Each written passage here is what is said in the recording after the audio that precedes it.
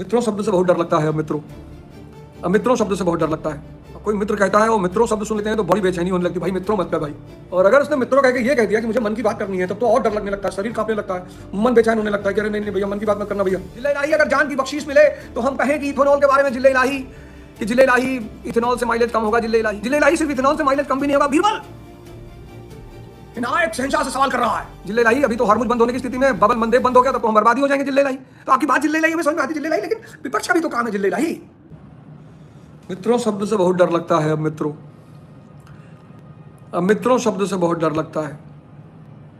अब कोई मित्र कहता है और मित्रों शब्द सुन लेते हैं तो बड़ी बेचैनी होने लगती है, भाई मित्रों मत कह भाई, कुछ और कह ले भाई, मित्रों मत कह।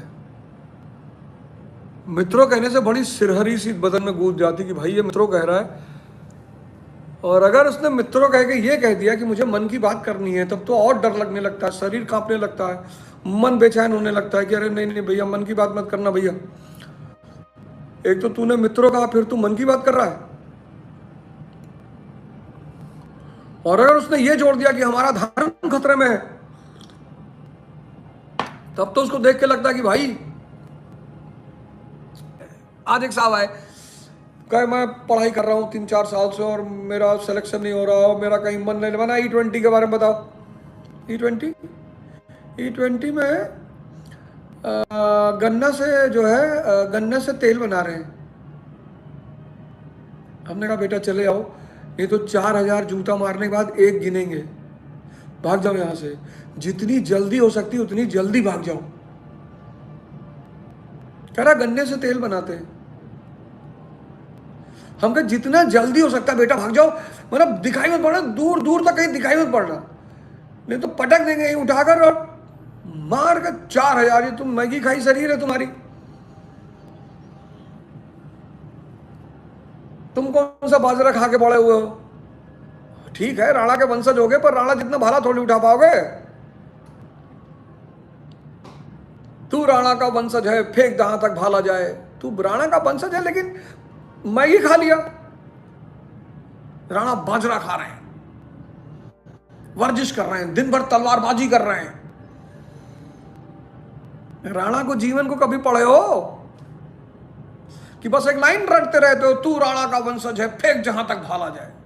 उनकी जीवनी भी पढ़ लो, उनके कदमों पे भी चलो, उनके जैसे ताकतवर बनने की कोशिश करो। वो तो मुगल राजा से लड़ गए, अकबर से, तुम कांस्टेबल से नहीं लड़ाओगे। राणा प्रताप का शौर्य, साहस, वीरता मुगल सम्राट से लड़ गए। उस आदमी ने मुगल सम्राट को सरेंडर ही नहीं किया, कहा घास के रोटी खाएंगे लेकिन लड़ेंगे तुमसे। लोगों ने राणा से कहा कि साहब अकबर जिल्ले इलाही है, बोले मैं जिल्ले हनुमान हूं। होगा भाई जिल्ले इलाही, मैं क्या करूं? और तुम एक कांस्टेबल से ना लड़ पाओ, कांस्टेबल से, और अपने आप को राणा का वंशज बता रहे हो। यही बात मैं कह देता हूं तो तुमको बुरा लग जाता है। अबे E20 पढ़ लो, एडिटोरियल इंडियन एक्सप्रेस में आया, हिंदू सारे न्यूज़पेपर आया। E20 सरकार क्यों लाई है? एनर्जी सिक्योरिटी करना चाहती है, फॉरेक्स पर ध्यान देना चाहती है, एनवायरमेंट को संभालना चाहती है।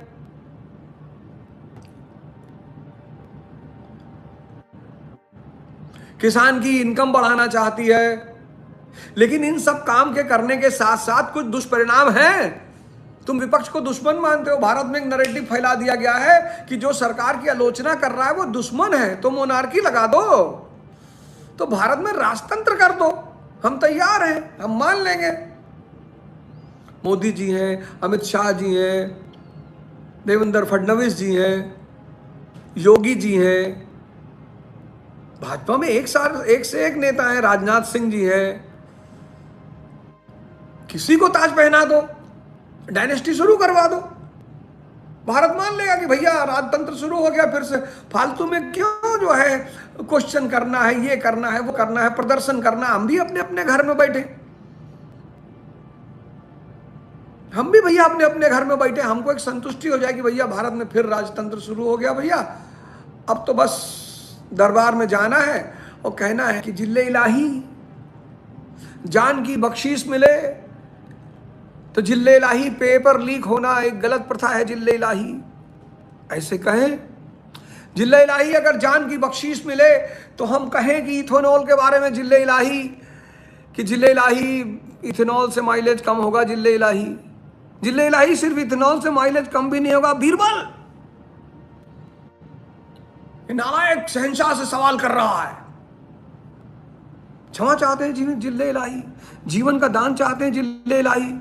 आप कहें तो जिल्ले इलाही, बोलें जिल्ले इलाही। आपके तर्क जिल्ले इलाही एकदम सही है।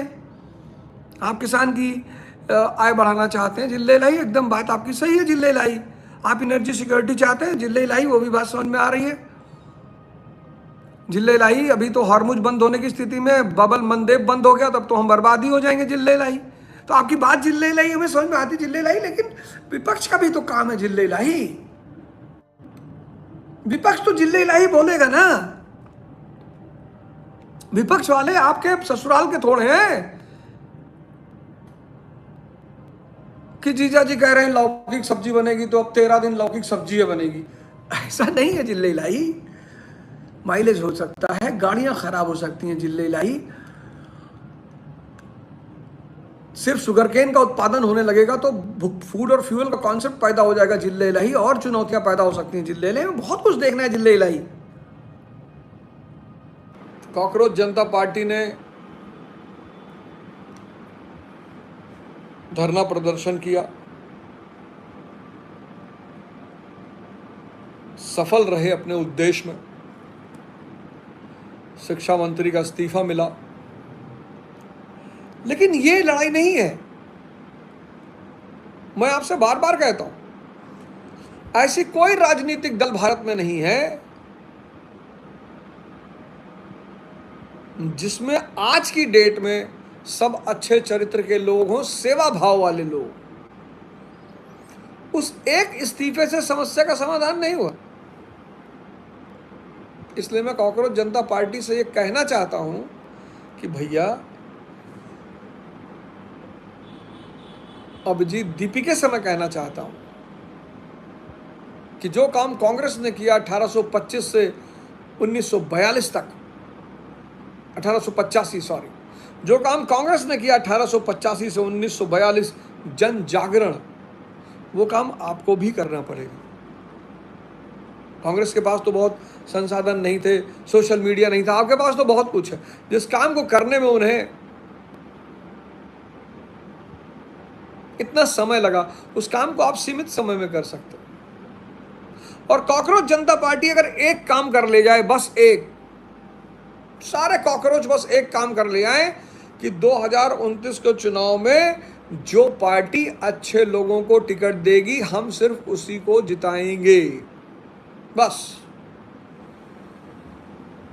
हर विधानसभा का कॉकरोच, हर संसदीय क्षेत्र का कॉकरोच, हर वार्ड का कॉकरोच, बस एक चीज का वर्ण कर ले कि हम सिर्फ उस पार्टी को जिताएंगे जो पार्टी अच्छे लोगों को टिकट देगी।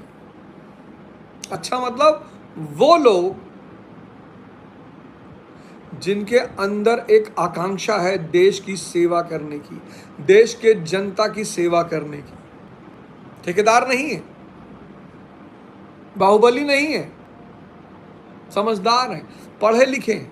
हो सकता है ना भी पढ़े लिखे हो, कोई बात नहीं, समझदार होना अनिवार्य है। ऐसे लोगों को अगर पार्टियां टिकट दे ले जाएं, डॉक्टर राम मनोहर लोहिया जैसे, जवाहरलाल नेहरू जैसे, डॉक्टर B.R. अम्बेडकर जैसे, APJ कलाम जैसे, सरदार पटेल जैसे, अटल बिहारी वाजपेयी जैसे, काशीराम जी जैसे, अगर इन जैसे लोगों को पार्टियां टिकट दे ले जाएं और ऐसे लोगों की बहुलता से संसद का निर्माण हो 2029 में, तो फिर अगले 20 साल में भारत एक बहुत अच्छी दिशा में आगे बढ़ेगा।